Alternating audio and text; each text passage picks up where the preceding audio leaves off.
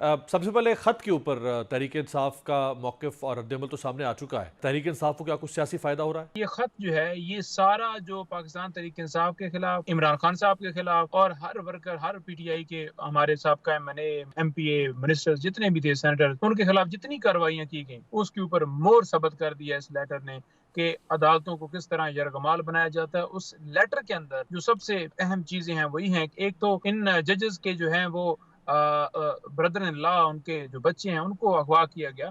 उसके हुँ। साथ साथ उनके ऊपर तशद्दुद भी किया गया, और ये भी उन्होंने लेटर के अंदर लिखा है लोअर जुडिशरी है, जैसे कि डिस्ट्रिक्ट कोर्ट हो या एंटी टेररिज्म कोर्ट के रिलेटेड या बाकी, उन्होंने कहा कि लोअर जुडिशरी जो है उसके ऊपर भी इसी तरह से प्रेशर वो डाला गया और हमारे तक की शिकायत आई, और उन्होंने chief justice Islamabad high court को इस हवाले से इतला दी और बताया, लेकिन उसके ऊपर उन्होंने कोई एक्शन नहीं लिया। और बार बार ये कहा गया, और इस हुँ। वक्त जो है इस मुल्क को साथ खड़ा होने की जरूरत है, इस आजाद अदलियत के लिए, इस निजाम जिसको हमेशा जरगमाल, हमेशा ये नून लीग आप देख लें, पीपल्स पार्टी देख लें, जब भी अदालत में कोई फैसला फॉर एग्जांपल इलेक्शन के हवाले से होने लगता था, या कोई अगर आइन की बालादस्ती के लिए कोई भी अगर अदालत किसी जगह के ऊपर कोई एक्शन लेती थी या सो मोटो होता था, तो उसके ऊपर ये पूरा टोला बरजुमान होकर आ जाता था। कोई सुप्रीम कोर्ट के अंदर कोई किसी जगह के ऊपर प्रेस कॉन्फ्रेंस करते थे और सही। जजेस के ऊपर प्रेशर डाला जाता था, और ये सारी चीज जो है एक्सपोज हो चुकी है। आज इमरान खान साहब को अल्लाह ताला ने सुरखरू किया है, उन जजेस को सलाम है जिन्होंने ये हौसला करके जो आ गए हैं फ्रंट के ऊपर, जिन्होंने हुँ, कहा हुँ। है कि हमें इस तरह से एजेंसियों ने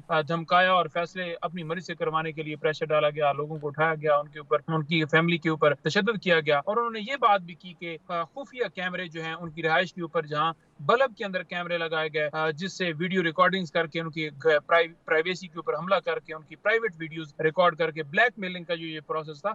हमने एक पिटीशन दायर की थी इस्लामाबाद हाई कोर्ट में, ये कौन रिकॉर्डिंग करता है, ये डिवाइसेस कौन ब्लैकमेलिंग करता है, कौन इसका इख्तियार देता है, और कैसे कोई रिकॉर्डिंग जो है वो पब्लिक की जाती है मीडिया के ऊपर या किसी जगह के ऊपर, उससे पहले हाँ। उस रिकॉर्डिंग को लीक करने से पहले लोगों के साथ क्या क्या उनको ब्लैकमेल किया जाता होगा कि आप ये काम करो, अदरवाइज आपकी ये वीडियो आ रही है, आपकी ये फैमिली की आ रही है, आपकी ये बच्ची की आ रही है, आपकी ये बच्चे की आ रही है, आपकी अपनी वाइफ के साथ ये आ रही है। तो ये सारा जो प्रोसेस था जो किया जाता था, जिसके ऊपर अदालतें लगती थी, नोटिस भिजवाए जाते थे, और आगे से सरकार जो है वो बस नजर आती थी क्योंकि सारे मिले हुए होते थे। जो एहतजाजी तहरीक शुरू करना चाह रही थी तहरीक इंसाफ, इस्लामाबाद से 30 मार्च को पहला जलसा करना था, उसकी आपको इजाज़त नहीं मिल रही थी। आज इस्लामाबाद हाई कोर्ट ने इजाज़त दे दी है, लेकिन मेरी इत्तलात है कि वो जलसा शायद आप 30 तारीख वाला तो अभी मुलतवी कर चुके हैं। कब शुरू करने जा रही है तहरीक इंसाफ की तहरीक? 23 तारीख के लिए हमने जलसे के लिए रजू किया था डिप्टी कमिश्नर जो इस्लामाबाद है उनसे, लेकिन उन्होंने इजाजत नहीं दी, क्योंकि वो इसी तरह से ऊपर एजेंसियों से इधर उधर से कॉलें लेना, पोस्टिंग ट्रांसफर, आपको पता ही है इस मुल्क के अंदर क्या चलता है, तो वो जिस के कहने के ऊपर उन्होंने इनकार किया, वो आज आपके सामने इस लेटर के अंदर आ गया है।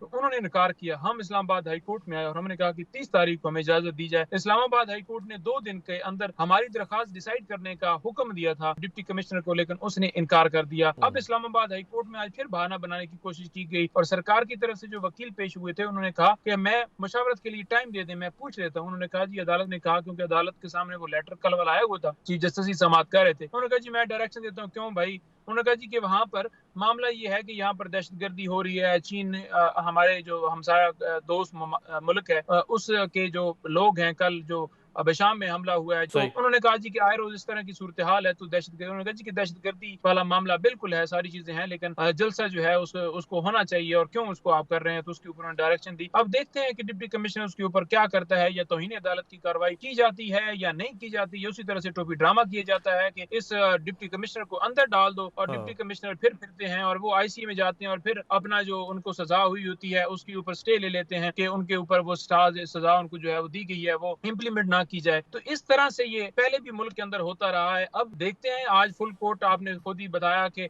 बात कर रहे हैं कि फुल कोर्ट जो है वो उसके लिए इजलास जो है वो तलब कर लिया चीफ साहब ने। अब फिर पता नहीं कितने लोग, उनके बच्चे अगवा होते हैं, किसी का कोई भाई अगवा होता है, या उसके साथ क्या तशद्दुद किया जाता है, उसको करंट लगाया जाता है, या उनकी वीडियोस किस किस की बनाई गई हैं इससे पहले। तो ये जो सिलसिला है इस कौम को निकलना पड़ेगा। 30 तारीख को जलसे की इजाजत हुई है।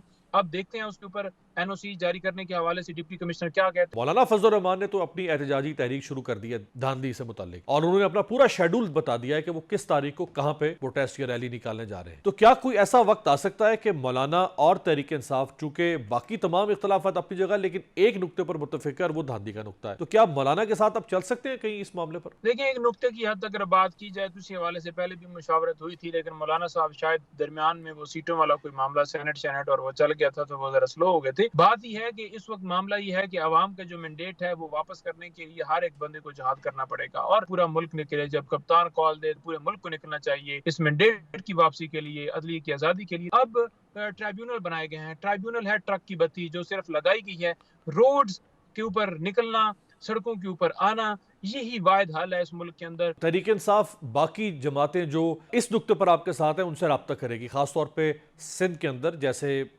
GDA है, बलूचिस्तान में नेशनल पार्टी है, BNP बेंगल है, क्या उनके साथ कोई रब्ता हुआ है अब तक? जी बिल्कुल जी, इसमें GDA के साथ रब्ता जो है अलीम आदिल शेख साहब ने, उन्होंने जाकर उनसे मुलाकात भी की है और इसके अलावा भी वो मुख्तलिफ मुलाकातें कर रहे हैं और उनको हमारी तरफ से जो है वो कोर कमेटी की तरफ से एंडोर्समेंट है। खान साहब ने भी कहा है कि एक काज है जिसके ऊपर इस हवाले से जो है वो जरूर उसमें उनका साथ मिलाया जाए तो कोई हर्ज नहीं है। लेकिन पीपल्स पार्टी हो या नून लीग हो या ये जमातें जिन्होंने अवाम का मैंडेट छीना है, उसके साथ हम किसी सूरत नहीं बैठ सकते। सबसे पहले जो है मैंडेट की बात की जाए। लोग कहते हैं जी कि पाकिस्तान तहरीक इंसाफ किसी के साथ बैठना नहीं चाहती, मुल्क की कॉज के ऊपर।